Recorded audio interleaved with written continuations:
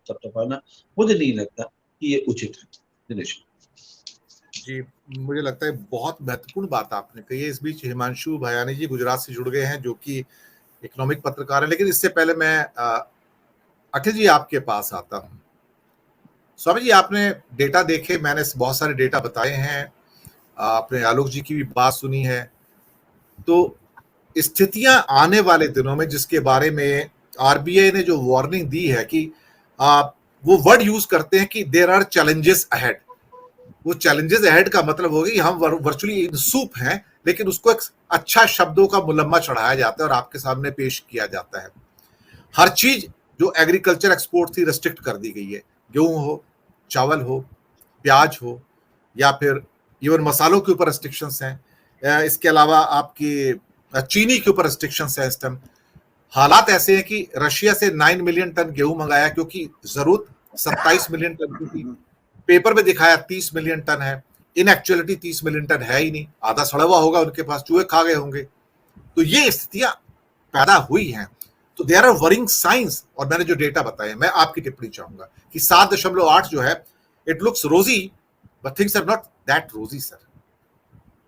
देखिए दिनेश जी, जिन दो चीजों से मैं बहुत ज्यादा चिंतित हूं इन आंकड़ों के बाद, पहली चीज ये है कि एम्प्लॉयमेंट जनरेशन और डिस्पैरिटी ऑफ इनकम।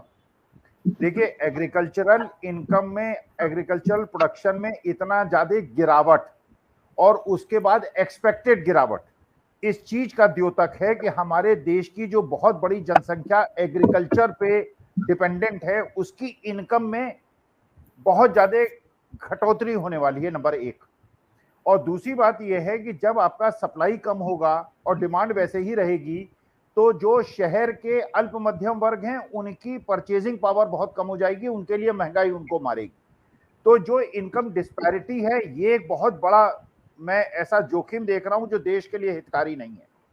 दूसरी बात यह है कि जो जीडीपी का डेटा आपने उसको बाइफरकेट करके बताया, देखिए जो मैन्युफैक्चरिंग है ये एम्प्लॉयमेंट जनरेट करता है, एग्रीकल्चर जो है ये एम्प्लॉयमेंट जनरेट करता है, जो सर्विसेज है वो उतना ज्यादा एम्प्लॉयमेंट जनरेशन नहीं करता। हमारे देश की जो सबसे बड़ी समस्या है वो है एम्प्लॉयमेंट जनरेशन। अगर नौकरियां नहीं लगेंगी, देखिए चाइना से कंपैरिजन करना बहुत आसान है, उसकी जीडीपी से कंपैरिजन करना बहुत आसान है, लेकिन उसकी इकोनॉमी का जो मुख्य आधार है वो है मैन्युफैक्चरिंग। हमारी इकोनॉमी का जो मुख्य आधार है वो है सर्विसेज। तो इसलिए चाइना और इंडिया जैसी कंट्रीज को, जहां पे पॉपुलेशन बहुत ज्यादा है और इसमें जहां पे चाइना में जो पॉपुलेशन ग्रोथ है वो कम हो गई है और हमारे देश में पॉपुलेशन ग्रोथ अभी भी बहुत ज्यादा है, तो हमारे यहाँ एम्प्लॉयमेंट जनरेशन एक बहुत बड़ा चैलेंज है, जो ये डाटा दिखा रहा है कि एक बहुत बड़ी समस्या है। अगर केवल एक सेगमेंट में आपका बहुत ज्यादा ग्रोथ हो जाती है और एम्प्लॉयमेंट जनरेशन के एरिया में गिरावट हो जाती है, तो बहुत बड़ी समस्या की तरह ये दिखा रहा है।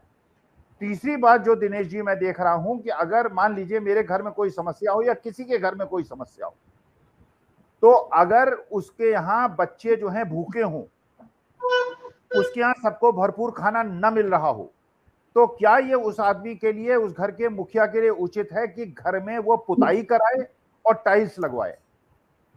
हमारे देश की आज जो सबसे बड़ी समस्या है वो ये है कि जब देश में इस प्रकार की विषमता हो गई है, 80 करोड़ लोगों को मुफ्त अनाज आपको देना पड़ रहा है, उस समय आप सेंट्रल विस्टा बना रहे हैं और आप ऐसे दिखावे की चीज कर रहे हैं जिससे लगे कि हम अमेरिका जैसे विकसित देश है, और उस प्रक्रिया में आप जो इंटरनेशनल लोन से उनको 3 गुना बढ़ा देते हैं।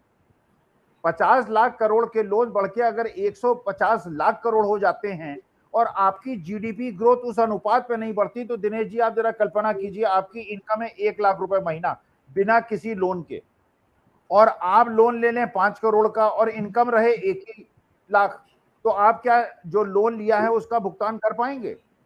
इसका मतलब यह है कि आप लोन ले लेके पुराने लोन को वापस कर रहे हैं, जो लोन ले रहे हैं उससे तड़क भड़क की चीज बना रहे हैं, जो देश की मूलभूत समस्याएं हैं उसकी तरफ आप नहीं देख रहे हैं।